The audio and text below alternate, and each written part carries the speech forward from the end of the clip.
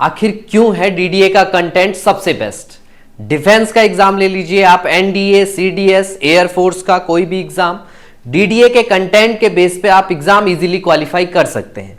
और ये मैं सिर्फ कह ही नहीं रहा हूं, आज हम दिखाएंगे आपको। रिसेंटली एनडीए फर्स्ट 2024 का पेपर हुआ है और ये उसका एनालिसिस है कि कितना कंटेंट से आपके पास आया है, चाहे वो हमारी ऑनलाइन क्लासेस हो, चाहे वो हमारे ऑफलाइन नोट्स हो, चाहे वो आपके पास मॉक टेस्ट हो, वीकली टेस्ट हो। चलिए देखते हैं। आपका ये जो क्वेश्चन आया था फिजिक्स का, ये वाला कि फंडामेंटल फोर्स कौन कौन से होते हैं, कौन कौन से टाइप के होते हैं, तो इसमें 3 ऑप्शन थे। अभी हमने एक वीडियो में आपको दिखाता हूं, हमारे एनडीए क्रैश कोर्स की वो वीडियो है। फंडामेंटल फोर्सेस आपके पास कितने होते हैं? 4, अगर आपको पता हो। एक होता है आपके पास ग्रेविटेशनल फोर्स। अच्छा, अगर कुल मिला के बोला जाए, आज की क्लास जो रहने वाली है वो दोनों के लिए, एनडीए और सीडीएस अगर आप प्रिपरेशन कर रहे हो, इवन अगर आप एयरफोर्स नेवी किसी चीज की तैयारी कर रहे हो, तो इतना तो सब में ही आता है, ठीक है। ग्रेविटेशनल फोर्स हो गया आपके पास, इलेक्ट्रोमैग्नेटिक फोर्स हो गया आपके पास, इलेक्ट्रोमैग्नेटिक फोर्स हो गया आपके पास, वीक न्यूक्लियर फोर्स हो गया आपके पास, और स्ट्रॉन्ग न्यूक्लियर फोर्स हो गया आपके पास, है ना। तो इन चारों को बोलता है आपके पास फंडामेंटल फोर्स, है ना। फंडामेंटल यानी कि मूलभूत, जैसे हमने इससे पहले उसमें पढ़ा था, किसमें? यूनिट्स, क्वांटिटीज की जब हम बात कर रहे थे, कौन सा पढ़ा? तो इस वीडियो में जैसे कि आपने देखा, जो एग्जाम में क्वेश्चन आया वही आपको क्लास में पढ़ाया हुआ है, ठीक है। ओके, नेक्स्ट क्वेश्चन देखते हैं। जैसे एग्जाम में ये आया था, the human is like a camera that has a lens, human आई। आपको पूरी की पूरी ह्यूमन आई पढ़ाई गई थी, है ना। क्लास आप देख लीजिएगा, एनडीए क्रैश कोर्स की जो ऑप्टिक्स की क्लास हुई थी, उसमें आपको ये पूरा आई के बारे में बताया गया था कि आई में क्या क्या होते हैं, कौन से पार्ट होते हैं।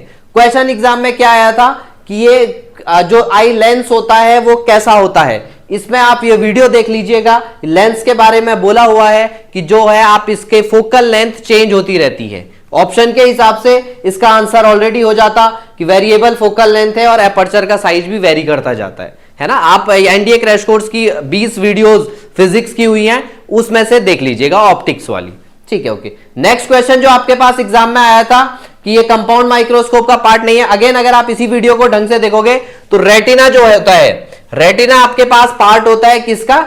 आई का। यहां पे एग्जाम में क्वेश्चन आया था तो आप सीधे सीधे ही कर लेते हैं, कंपाउंड माइक्रोस्कोप का पार्ट तो नहीं होता है ना। एक ही वीडियो देख के, एक ही टॉपिक देख के आप 2 क्वेश्चन एनडीए में इजीली सॉल्व कर सकते थे, ठीक है। नेक्स्ट क्वेश्चन की अगर हम बात करें, which one of the following is primarily responsible for conduction of current in a metal. अब एक वीडियो देखते हैं, चलो। तेरा पहला क्वेश्चन आपसे ये है कि इलेक्ट्रिसिटी किसकी वजह से प्रोड्यूस होती है, कि इलेक्ट्रिसिटी किसकी वजह से बहती है, पॉजिटिव चार्ज की वजह से या नेगेटिव चार्ज की वजह से। जनरली आप लोगों का आंसर होगा नेगेटिव चार्ज की, इलेक्ट्रॉन्स की वजह से, फ्री इलेक्ट्रॉन, है ना। पर एक चीज और ध्यान रख लीजिएगा, केवल नेगेटिव फ्री इलेक्ट्रॉन्स ही नहीं रिस्पॉन्सिबल होते हैं, फ्री इलेक्ट्रॉन्स के अलावा आपके पास होल्स भी मौजूद होते हैं, ज्यादातर सेमीकंडक्टर्स के केस में। तो देख लीजिए, आपको मैंने वीडियो में ही कहा था पहला क्वेश्चन है, और देख लीजिए एग्जाम में क्वेश्चन आया भी है कि करंट के लिए कौन रिस्पॉन्सिबल है, तो सीधा सीधा ही आंसर था फ्री इलेक्ट्रॉन्स।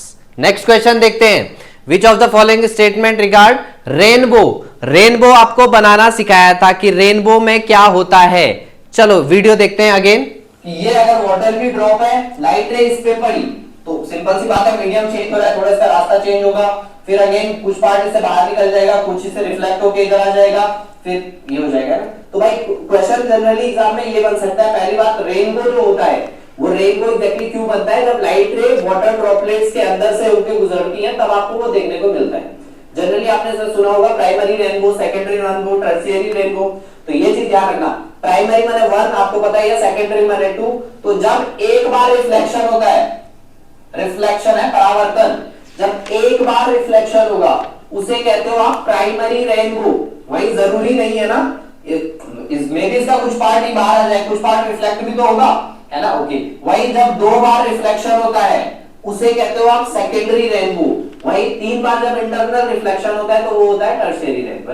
तो देखा आपने कि अब नॉर्मली क्वेश्चन आया कि रेनबो कैसे बनता है, आपको बताया गया था रिफ्लेक्शन और रिफ्रैक्शन दोनों से हेल्प से ये बनता है ना। पूरी वीडियो आप देख लीजिएगा, समझ में आ जाएगा क्या क्या चीजें उस पर और बताई गई थी, ठीक है। ओके, नेक्स्ट क्वेश्चन अगर हम बात करें कि ये, अच्छा बात सिर्फ यहाँ पे फिजिक्स की जितनी भी आपके पास फैकल्टीज अवेलेबल हैं, चाहे वो हमारे संजय बदानी सर हैं, चाहे वो आपके पास देवेश सर हैं, दीपक जोशी सर हैं, सचिन गुप्ता सर हैं, या मैं हूं, हम सभी ने आपको क्लास के नोट्स में भी सारी चीजें लिखाई हुई हैं।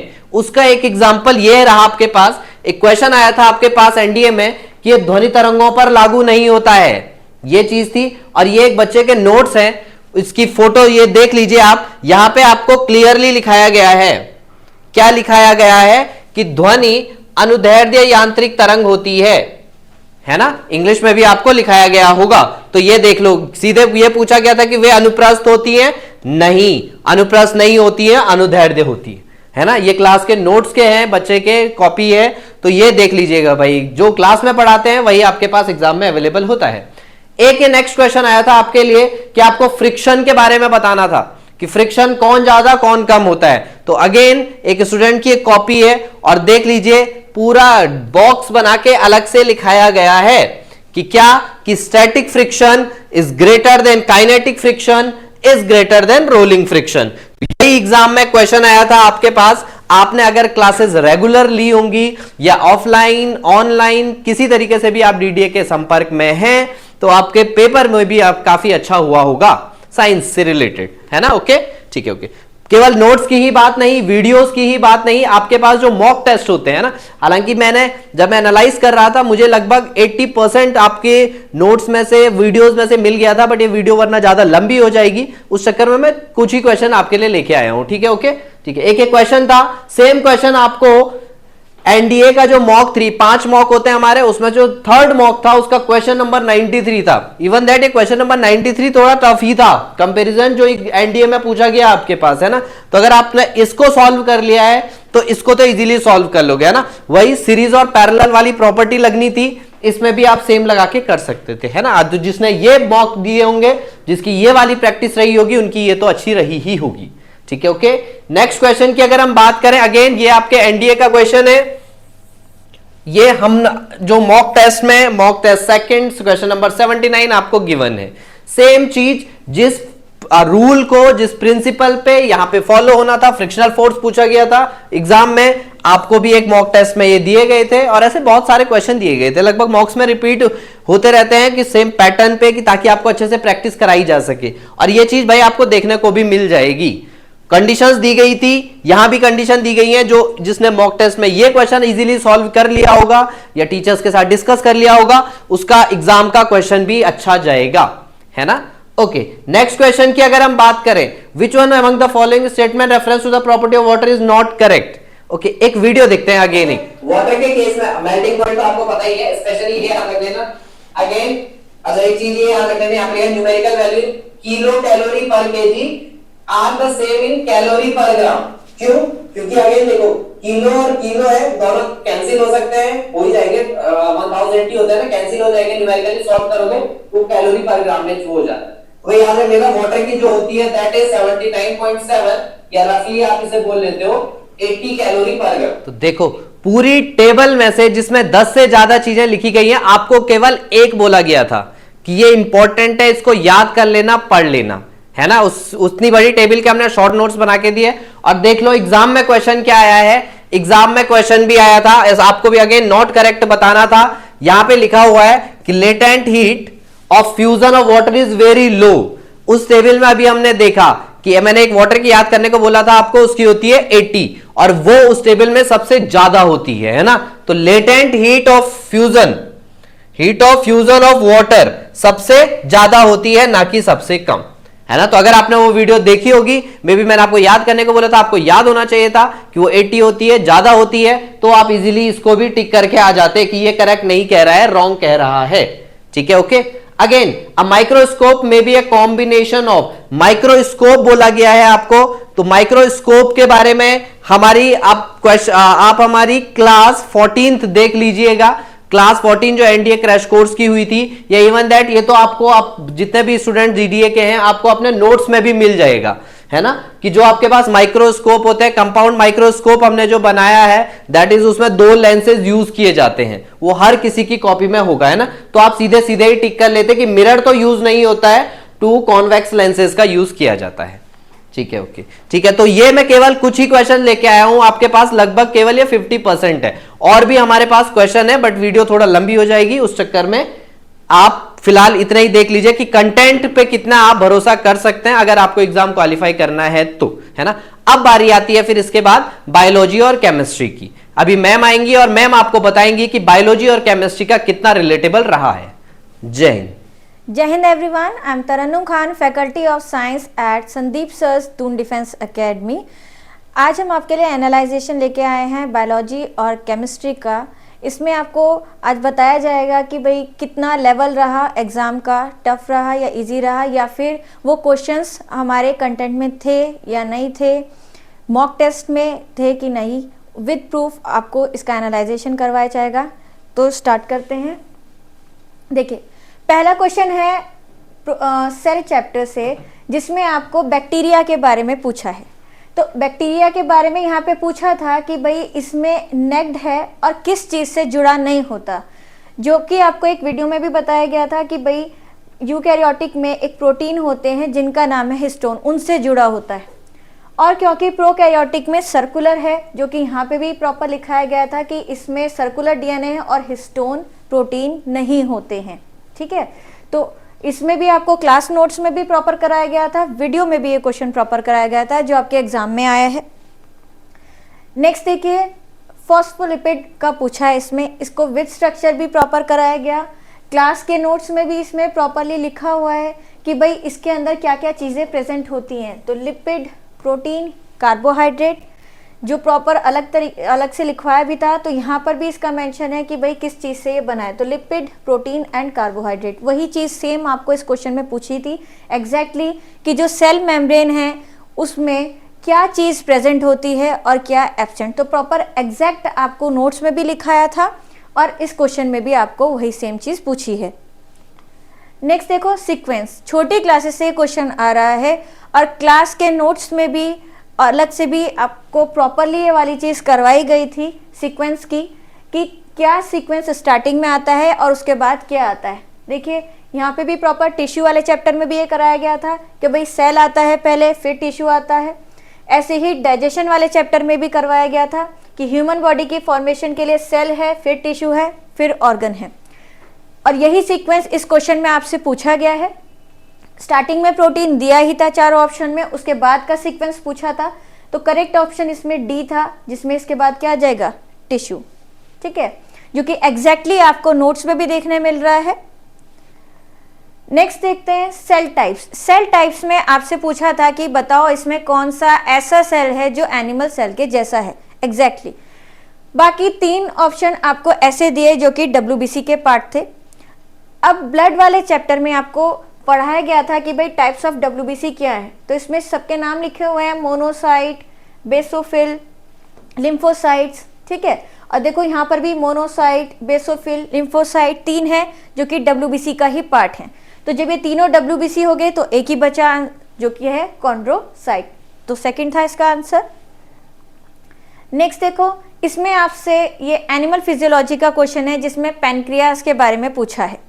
अब पैनक्रियास का पूरा जो प्रॉपर ह्यूमन फिजियोलॉजी पढ़ाया था उसमें एग्जैक्ट इसमें कौन कौन से एंजाइम प्रेजेंट होते हैं, कौन से कहाँ पे काम करते हैं, वो प्रॉपरली लिखाया है। 2 जगह देखिए, यहाँ पे बाइल और न्यूट्रलाइजेशन भी लिखा है। तो बाइल का प्रॉपर अलग से फंक्शन कि बाइल कहाँ से आता है और न्यूट्रलाइजेशन करता है, एग्जैक्ट वर्डिक्स आपको यहाँ पे मिल जाएंगे इसके। और जो यहाँ पर एंजाइम इसके पूछे हैं, लाइपेज, अमाइलेज, ये वाले पैनक्रियास के जो एंजाइम है ये भी देखिए यहाँ पे लिखे हैं प्रॉपर कि कौन कौन से एंजाइम इसके अंदर प्रेजेंट हैं। तो एग्जैक्ट आपको वो पॉइंट्स देखने मिल रहे हैं जो क्वेश्चन में भी हैं और नोट्स में भी हैं। नेक्स्ट, DNA रेप्लिकेशन का। अब इसमें क्रोमेटिन का कंटेंट पूछा था। तो देखो न्यूक्लियस वाला स्लाइड जो क्लास में कराया था सेल वाले चैप्टर में, जेनेटिक्स में भी इसका बताया था। एग्जैक्ट वर्ड्स आपको देखने मिल रहे हैं, यहाँ पे भी क्रोमेटिन है, यहाँ पे भी क्रोमेटिन है। क्रोमेटिन कहाँ प्रेजेंट है और आगे क्या फॉर्मेशन कर रहा है वो भी प्रॉपरली इसमें बताया गया है, ठीक है। तो सेम पॉइंट्स आपको एग्जैक्ट देखने मिल रहे हैं जो आपके इस बार के पेपर में आए हैं और यहाँ के DDA के जो आपके नोट्स लिखाए गए हैं और कंटेंट लिखा है उसमें एग्जैक्ट आपको मैच करते हुए मिल रहे हैं। नेक्स्ट है ये पोर्टलैंड सीमेंट, जैसे ये पोर्टलैंड सीमेंट का क्वेश्चन आया है, इसमें आपसे पूछा है कि भाई पोर्टलैंड सीमेंट का कॉम्बिनेशन क्या होता है।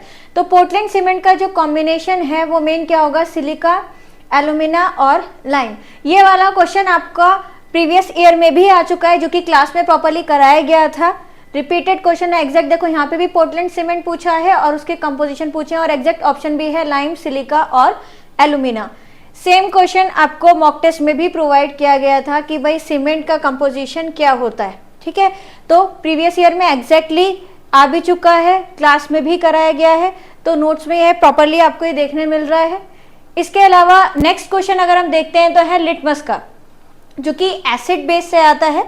एसिड बेस एंड सॉल्ट में जो लिटमस बनाया जाता है वो किसके लिए बनाया जाता है, लाइकन्स से। ठीक है, ये वाला प्रॉपर इसमें नोट्स में भी बताया भी था और लिखवाया भी कि भाई जो लाइकन है वो एक पॉल्यूशन इंडिकेटर भी है, और साथ ही साथ लिटमस की फॉर्मेशन भी इन्हीं से होती है। ठीक है, नेक्स्ट है ये वैनेडियम का। अब इसमें निकालना ऑक्सीडेशन नंबर, ऑक्सीडेशन स्टेट जो इसमें निकालनी है वो उसके लिए निकालने के लिए क्या करते हैं, जिसका निकालना है उसको x लेते हैं। ठीक है, दूसरे वाले का जितनी नीड है लिख देंगे। जैसे ऑक्सीजन का है -2, तो यहाँ से मल्टीप्लाई करके क्या आ जाएगा, -10 = 0। तो इसमें कोई भी ये वाला कंपाउंड चेंज हो सकता है, लेकिन पैटर्न एक ही है निकालने का।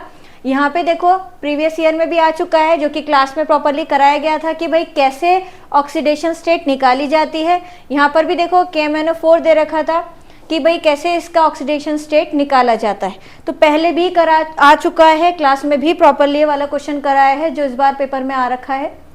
ग्रेफाइट, डायमंड, फुलरीन और ग्रेफिन प्रॉपर्ली कार्बन चैप्टर में इसके प्रॉपर्टीज को, एलोट्रॉप्स को कार्बन के करवाया गया है। एक एक पॉइंट इसका प्रॉपर्ली करवाया है।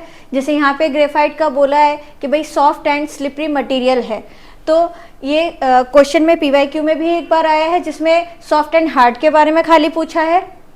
इसके अलावा नोट्स में प्रॉपर इसके पॉइंट है। देखो डायमंड का लिखा, इसमें ग्रेफाइट का, डायमंड का लिखा है कि नेचुरली हार्डेस्ट है, और ग्रेफाइट में सॉफ्ट एंड स्लिपरी है।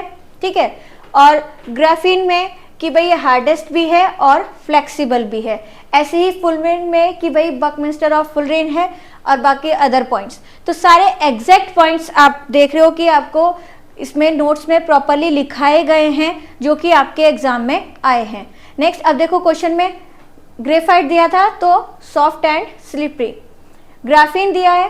ठीक है, तो और यहाँ पर डायमंड दिया है हार्डेस्ट नेचुरल सब्सटेंस। तो 2 से ही आपका आंसर क्लियर आ रहा है। बाकी प्रॉपर एग्जैक्ट पॉइंट्स जो हैं वो नोट्स में आपको क्लास में भी कराए गए थे, और इससे रिलेटेड क्वेश्चंस भी। ठीक है, तो जितना भी कंटेंट इस वाले का है प्रॉपर आप देख रहे हैं कि एग्जैक्टली आपको क्वेश्चंस में देखने मिल रहा है। इसके बाद नेक्स्ट क्वेश्चन है वाटर गैस। पता नहीं कितनी बार अब तक आपको ये दे चुके हैं, 6-7 बार, लेकिन क्वेश्चन का स्टेटमेंट थोड़ा सा चेंज कर देते हैं, बाकी कंपोजिशन पूछते हैं। तो वाटर गैस भी बोलते हैं इसे, सिन गैस भी बोलते हैं। इसका कंपोजिशन सेम रहेगा, क्वेश्चन का स्टेटमेंट ही तो चेंज करेंगे। तो कंपोजिशन हमेशा इसका रहता है कार्बन मोनोऑक्साइड एंड हाइड्रोजन। ठीक है, कार्बन मोनोऑक्साइड एंड हाइड्रोजन रहता है। अब देखो यहाँ पे भी सेम वाटर गैस लिखा है, और मिक्सचर आपसे पूछा था, तो कार्बन मोनोऑक्साइड एंड हाइड्रोजन पहले वाले में ही बोला, ये आपको क्लास में भी करवा चुके हैं, और PYQ में भी ये आया है। फिर यहाँ पे भी देखो same syn gas, water gas, यहाँ पे भी कंपोजिशन पूछा था कि भाई क्या है, तो carbon monoxide and hydrogen. Next देखो ह्यूमन बॉडी का pH आपसे पूछा है कि रेंज क्या होती है। तो एग्जैक्टली ये वाला क्वेश्चन मॉक टेस्ट में भी आया है, और ये वाला क्लास नोट्स में भी प्रॉपर लिखाया गया था कि इसका pH कितना होता है। तो 7.35 to 7.45 अराउंड इसका होता है। अब यहाँ पे एग्जैक्ट पॉइंट्स में वैल्यू तो नहीं दी थी, लेकिन क्योंकि 2 जगह तो 6.5 और 6.8 ऐसा लिखा है, तो 7 से कम तो हो नहीं सकती, बॉडी एसिडिक नहीं होती है, 7 से अबव ही होगा। तो इसलिए बी वाले में आपको दिया था 7 to 7.8, और डी वाले में आपको दिया 7.5 to 8। तो ये वाला ज़्यादा होता है और ये वाला इसके कंपैरिजन में कम है। तो 7.35 to 7.45 इस रेंज में फॉलो कर रहा है। आप देख सकते हो दोनों जगह ये वाले क्वेश्चन दिए हैं, मॉक में भी है और नोट्स में भी। नेक्स्ट वाटर की प्रॉपर्टी वाला क्वेश्चन। तो वाटर के बारे में जहाँ पूरा बताया, प्रॉपर बताया है कि भाई इसका हाई बॉइलिंग पॉइंट होता है, इसकी हाई स्पेसिफिक हीट होती है, इसकी लेटेंट हीट भी हाई होती है। इसका क्वेश्चन भी क्लास में करवाया गया था, बाकी नोट्स में भी आपको एग्जैक्ट वर्ड देखने मिल रहे हैं। यहाँ पे लेटेंट हीट ऑफ फ्यूजन लो बताया है, जो कि हाई होती है, इस वजह से यही वाला पॉइंट रॉन्ग था। नेक्स्ट देखो, ये वाला उसी से रिलेटेड क्वेश्चन है जो हाइड्रोजन वाला था। यहाँ पे भी देखो प्रॉपर पूछा है, high heat of fusion, high boiling point. तो एग्जैक्ट ये वाले स्टेटमेंट आपको क्वेश्चन में भी दिए हैं, ये PYQ में भी आ चुका है और क्लास में भी ये क्वेश्चन एग्जैक्टली करवाया गया है। मिथेनोइक एसिड वाला, मिथेनोइक एसिड अब तक बहुत बार आ चुका है कि भाई नेटल स्टिंग में कौन सा एसिड प्रेजेंट होता है। तो नेटल स्टिंग में जो एसिड प्रेजेंट होता है वो होता है मिथेनोइक एसिड, जो कि PYQ में भी अब तक काफी बार आया है और क्लास में भी सारे PYQ आपको कराए गए थे। अलग से नोट्स में भी आप देख सकते हैं, अलग से मार्किंग भी करा रखी है कि भाई इंपॉर्टेंट है, और ये आ रखा है और क्वेश्चन में भी है, PYQ है, क्लास में भी प्रॉपरली करवाया गया है। ये देखो 2 जगह और आ रखा है, तो अब तक 4 बार, इससे भी ज्यादा बार आया है। मैंने 3 ही पिक्स लगाई हैं इसकी। नेक्स्ट देखो, milk of magnesia. Milk of magnesia को क्या कहते हैं, तो इसका स्टेटमेंट प्रॉपर एग्जैक्टली आप देख सकते हो कि नोट में दिया है। मैग्नीशियम हाइड्रोक्साइड इसको बोलते हैं, ठीक है, MgOH का होल ट्वाइस। तो मैग्नीशियम हाइड्रोक्साइड ही हम किसको कह देते हैं, मिल्क ऑफ मैग्नीशिया को। अब देखो एग्जैक्ट वही चीज यहाँ पे पूछी है, मैग्नीशियम हाइड्रोक्साइड, और वही चीज यहाँ पे एग्जैक्टली लिखे है नोट्स में, मैग्नीशियम हाइड्रोक्साइड। नेक्स्ट देखो, बोरेक्स का कंपोजिशन पूछा था, स्पेशली स्टार पॉइंट बनाकर इसमें अलग से नोट में लिखवाया था, जहाँ पे मिनरल्स एंड ओर्स चैप्टर में इसको पढ़ाया गया था केमिस्ट्री इन एवरीडे लाइफ में, कि बोरेक्स का कंपोजिशन क्या होगा, कि भाई सोडियम प्रेजेंट है, बोरॉन प्रेजेंट है, ऑक्सीजन प्रेजेंट है, जो कि इस वाले क्वेश्चन में भी आपको एग्जैक्टली पूछा है। नेक्स्ट देखो, लाइट वाला। अब इसमें पूछा था कि भाई पेड़ कौन सी लाइट को एब्जॉर्ब करते हैं और कौन सी लाइट को रिफ्लेक्ट करते हैं। तो अगर लाइट का एब्जॉर्प्शन देखें तो एग्जैक्टली क्लास में प्रॉपर इसको अलग से पॉइंट लगा के लिखा था कि जो भाई लाइट है वो कौन से लाइट को एब्जॉर्ब कर रहे हैं, plant, blue and red light को। अब ये देखने में ग्रीन है तो ऑब्वियसली कौन सी लाइट को रिफ्लेक्ट कर देंगे, वो ग्रीन लाइट। तो एग्जैक्ट आप देख सकते हैं कि जो वर्डिक्ट आपको क्वेश्चन में देखने मिल रही है वही यहाँ पर एग्जैक्ट नोट्स में भी अवेलेबल है और क्वेश्चंस में भी। नेक्स्ट देखो, प्रोकैरियोट का, जिसमें क्रोमोसोम नंबर पूछा गया है सिंगल। तो भाई क्रोमोसोम नंबर जो होता है, क्रोमोसोम क्योंकि DNA कॉइल्ड है, सिंगल सर्कल की फॉर्म में है, तो भाई जब सिंगल सर्कल है और थ्रेड लाइक तो है नहीं जिसमें बहुत सारे क्रोमोसोम अटैच्ड हों, तो सिंगल कॉइल्ड होता है, तो इस वजह से क्रोमोसोम को हम क्या कंसीडर करते हैं, 1। नेक्स्ट देखो, फॉरेन बॉडीज, लिम्फोसाइट्स का पूछा था। लिम्फोसाइट देखो स्टार पॉइंट बना के अलग से लिखवाया है कि भाई जो फॉरेन एंटीजन है या एंटीबॉडीज प्रोड्यूस करते हैं वो कौन है, लिम्फोसाइट्स होते हैं, ठीक है। और यहाँ पे भी आपसे ये पूछा था कि भाई एंटीबॉडीज कौन प्रोड्यूस कर रहे हैं, तो लिम्फोसाइट्स। नेक्स्ट देखो, इसमें इलेक्ट्रॉन की डिस्कवरी पूछी थी, तो क्लास में भी कराया है, प्रॉपर नोट्स में भी इसको करवाया है, बीच के वीकली टेस्ट में भी ये वाले क्वेश्चन दिए गए थे। तो इलेक्ट्रॉन की डिस्कवरी जो की थी वो किसने की थी, J.J. थॉमसन में। आप देख सकते हैं यहाँ पे स्ट्रक्चर वाइज आपको प्रॉपरली कराया गया है।